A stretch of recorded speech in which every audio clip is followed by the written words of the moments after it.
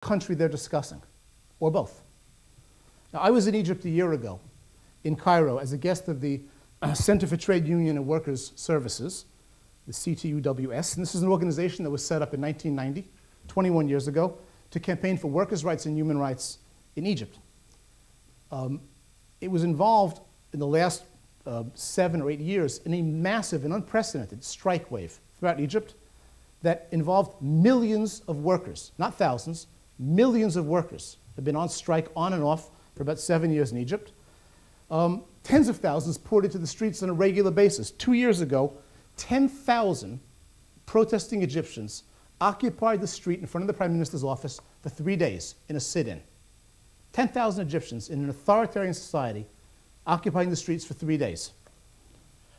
So when those thousands of dissidents and independent trade unionists took over Tahrir Square in Cairo and then basically shut the country down with a wave of general strikes, it was the culmination of years and years of struggle and organizing. Now, during the entire time I was in Cairo, no one mentioned Twitter or Facebook even once.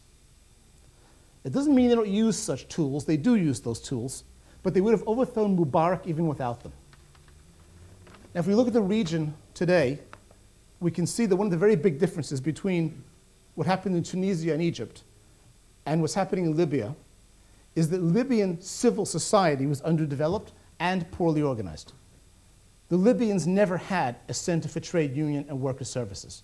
They had no tradition of strikes. They had no underground organizations of workers that were unions in the making, none of it. They were not well organized, and they were not well placed to overthrow their dictator.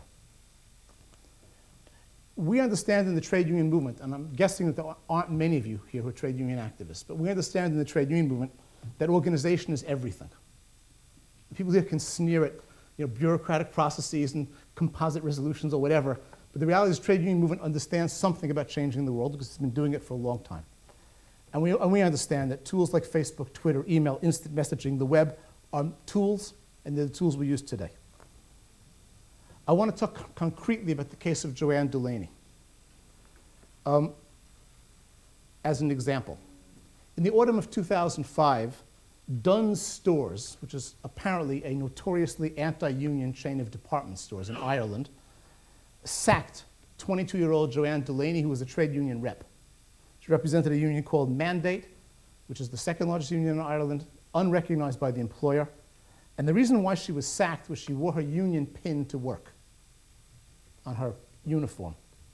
She had just been named a shop steward, a union rep, and her boss told her, her line manager said, take that pin off or you lose your job, so she lost her job.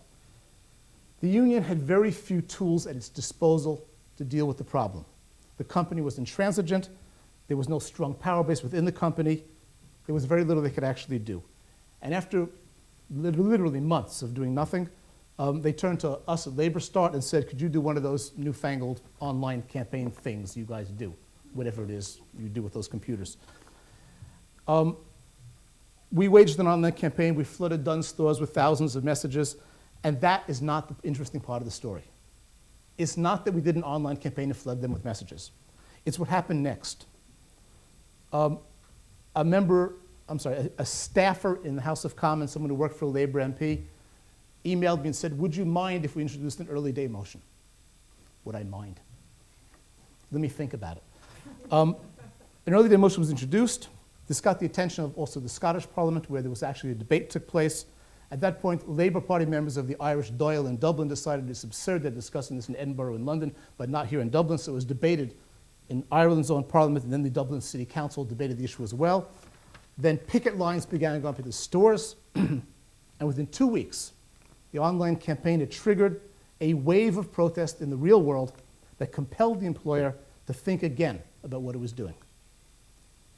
And then one evening, I got a text message from the union in Dublin telling me to go online and look at the RTE evening news, the 6 o'clock evening news. And there was Joanne Delaney standing on the street in front of Dunn's Stores. If I could imitate the way Irish people speak, I would, but I can't.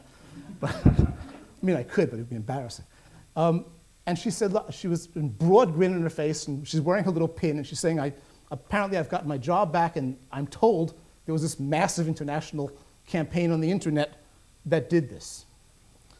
Now, I often tell this story to audiences of trade unionists. This is the normal audience I would speak to. I tell them it's an example of what happens when you combine the power of new technologies with time-honored tactics of trade union solidarity. And what you do is you create the possibility of actually changing the world. Thank you.